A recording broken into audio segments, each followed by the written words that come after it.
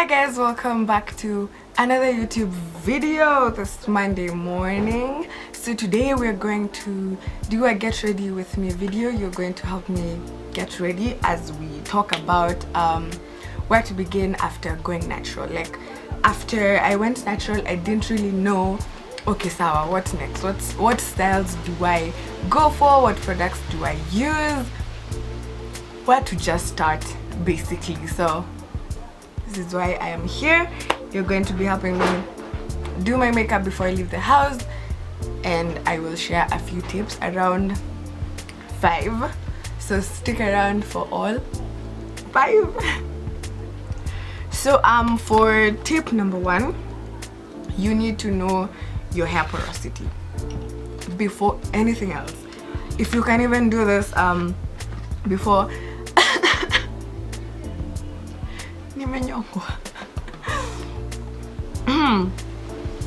if you can even know your hair porosity before you transition, the better for you, but you can always do it after. So how do you know your hair porosity? You know your hair porosity by after your hair is freshly washed with no product. You take one strand of hair, just literally just one, so to cut in your leg, relax. One strand of hair, and then put it in a glass of water, half full, glass half full. If it floats, your hair is low porosity. If it sinks immediately, your hair is high porosity. And if it sinks slowly with time, your hair is middle porosity. What is porosity? Porosity is finding out how much your hair absorbs moisture, how quickly it absorbs moisture, or how quickly it doesn't, and how quickly it loses moisture, and how quickly it doesn't at the same time. So that is for step number 1.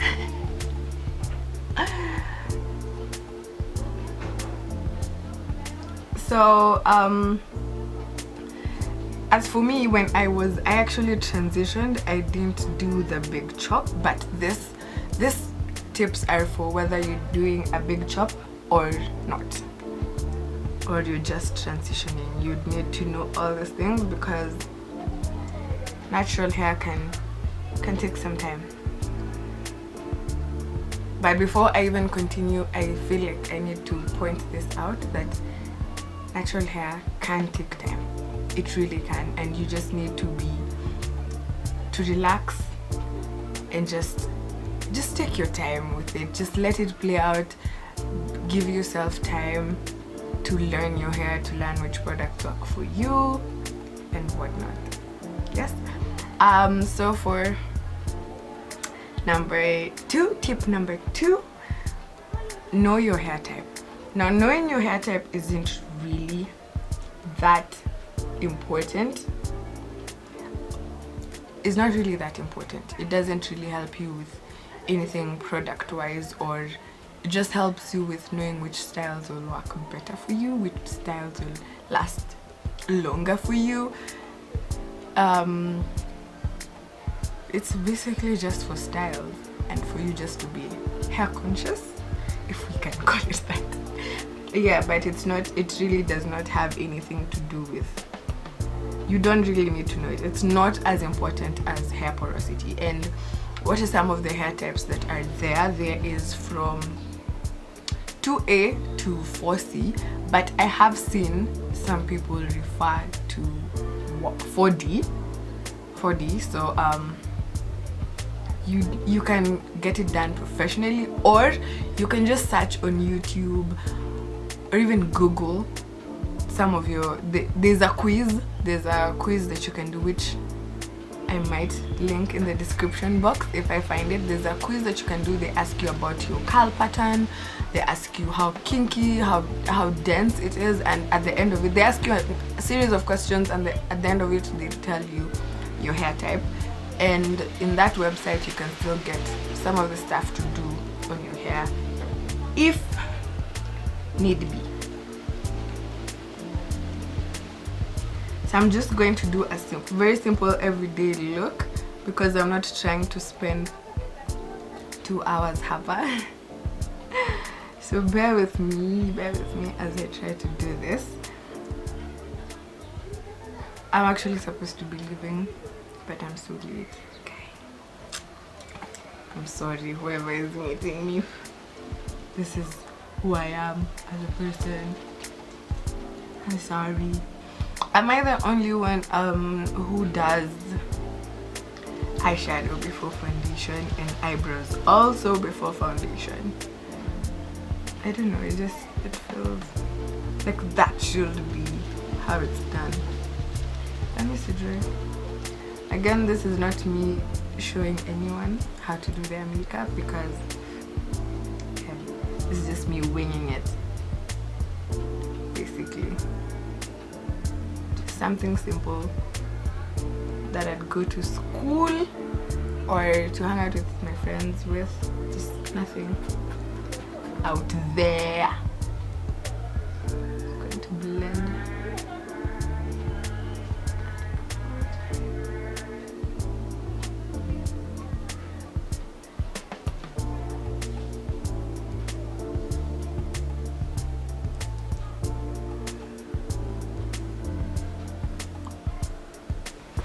I'm done. I'm so happy. I'm so happy. So just quick recap. Number 1 is know your hair porosity. Number 2, know your hair type. So for number 3, after your big chop or after your transition, you'll need to know how to protect your hair. This goes for how you'll be sleeping, how to protect your hair during the day from all the heat, which styles are good for you that won't hurt your hairline. So me, I had a really big issue with my hairline. Yani, if you see my like fast videos, I was really complaining about my hairline, but now it's coming together slowly. So yes, so how to protect your hair when you sleep. When you sleep, you will need a satin bonnet. If you don't want that, you can get satin pillowcases, because I know some people don't like that line that forms hapa.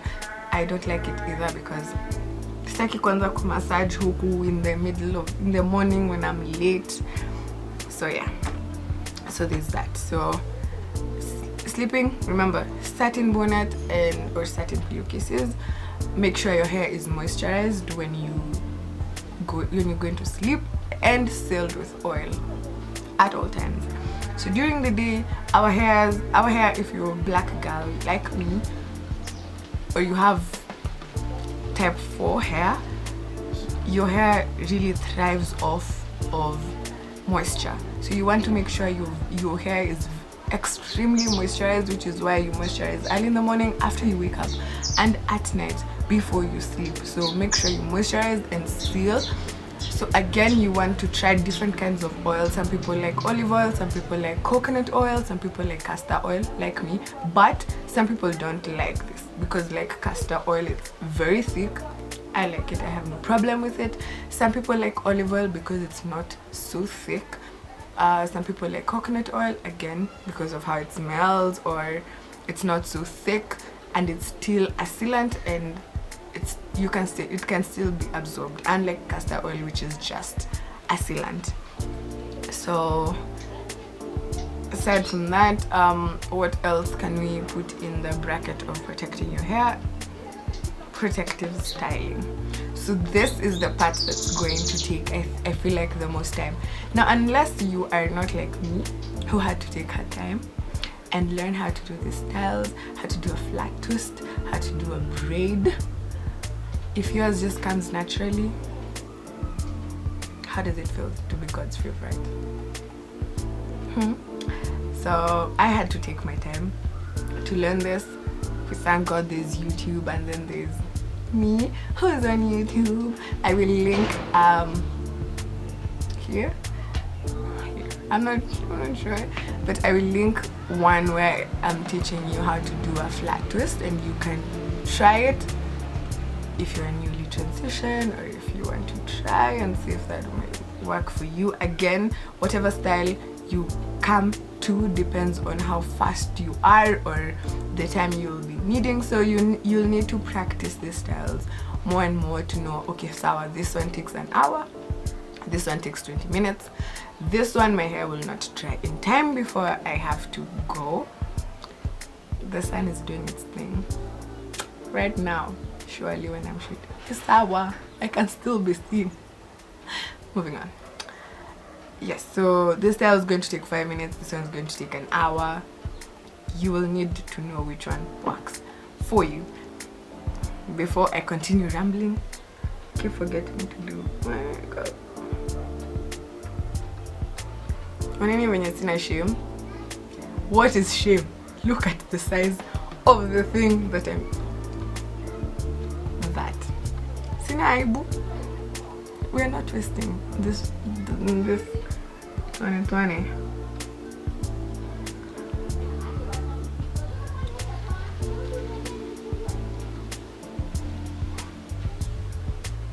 I had already done my eyebrows because I'm trying to not have a video that's 35 minutes long. So I had done my eyebrows prior to starting this video, just so that I can make sure I have enough time to say all the points and still do my makeup at the same time. So for tip number 4,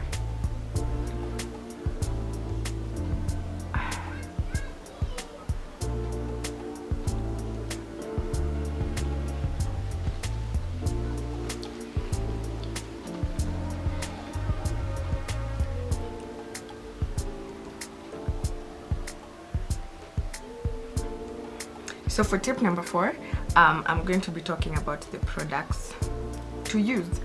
The products you use will need to be, now I can't tell you basically what products to use because this one solely depends on, again, your hair porosity mostly.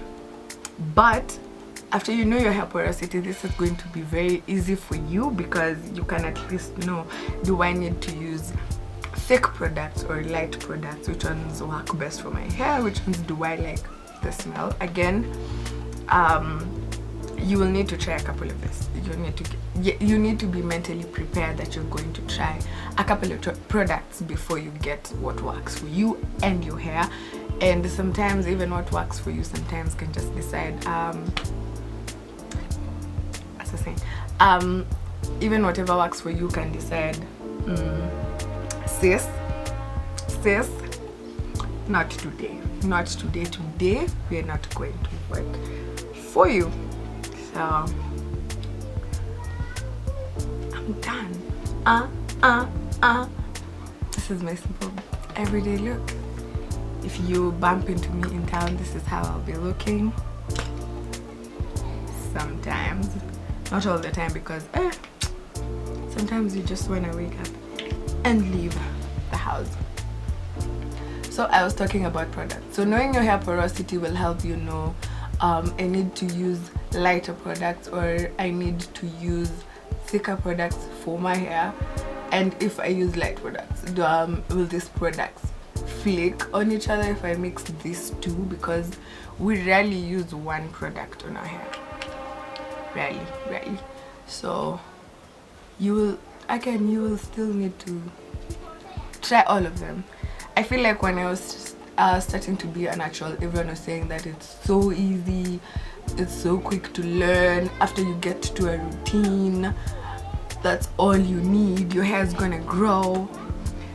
They forget to mention that before you get to a routine and what works for you, you'll be a product whore, basically. So I feel like someone needs to be prepared that that's gonna go like that. Yeah.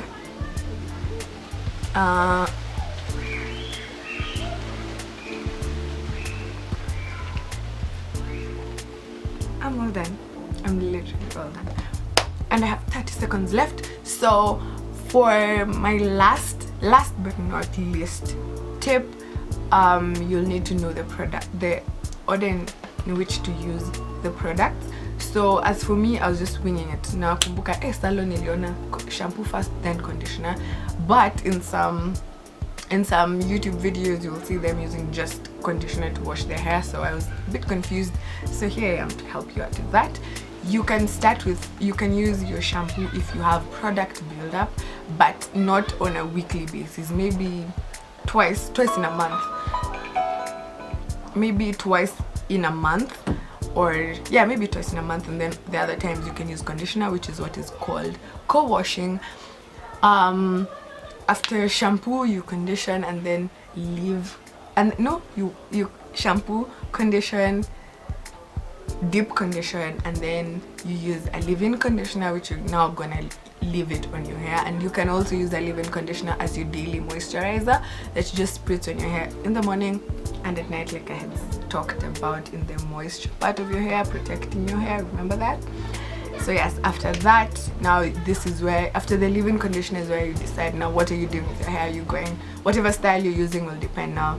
Are you gonna add some cream or some gel, or just twist your hair up? And then after all that, you're going to want to seal in all of that with some oil. And that's literally it. That's the only thing you need to know when it comes to what you need to know after being a natural. That's it. So quick recap: know your hair porosity, know your hair type, know how to protect your hair, what products to use, and what order to use these products. Now I'm just going to put this one out there because I feel like everyone who goes into being natural wants to get their hair volume and length so quickly in like a month or 2 months, but I need to put it out there that you need to be very patient with your hair, even patient with yourself. Don't beat yourself up because ya huyu iko waist length, yangu iko hapa. Is this ear length? I don't know. But yeah, so you need to be patient with yourself.